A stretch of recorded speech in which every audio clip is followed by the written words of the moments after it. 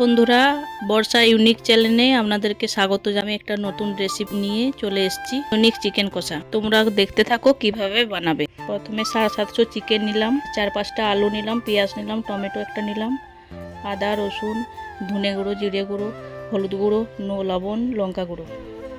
কড়াই বসালাম, তেলটা দিলাম, তারপরে আলুগুলো দিয়ে দিলাম।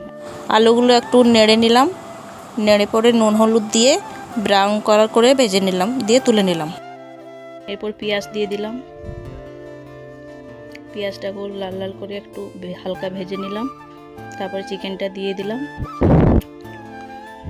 চিকেনটা একটু ভাজা ভাজা করে নিচ্ছি, ভাজা ভাজা করে একটু ব্রাউন করে নিচ্ছি। একটু লবণ দিলাম, একটু হলুদ দিলাম, এরপর টমেটো দিয়ে দিলাম, টমেটো দিয়ে একটু ভেজে নিলাম। আদা রসুন দিয়ে দিলাম, আদা রসুন দিয়ে 5 মিনিটের মতন ভেজে নিলাম। জিরে গুঁড়ো, ধনে গুঁড়ো, লঙ্কার গুঁড়ো, হলুদ, নুন দিয়ে দিলাম, দিয়ে আবার একটু ভাজা ভাজা করে দিয়ে আলুগুলো দিয়ে দিলাম। আলুগুলো দিয়ে আবার একটু নাড়াচাড়া করে ভালো করে কষিয়ে নিলাম 5 মিনিটের মতো। দিয়ে জল দিয়ে দিলাম 2 বাটি জল দিয়ে, এরপরে একটু ঢাকা দিয়ে দিলাম। ঢাকা দিয়ে আবার 10 মিনিট 15 মিনিট ফুটিয়ে নিলাম। ফুটিয়ে নিয়ে গরম মশলা দিয়ে নামিয়ে দিলাম। রেডি হয়ে গেল চিকেন কষা।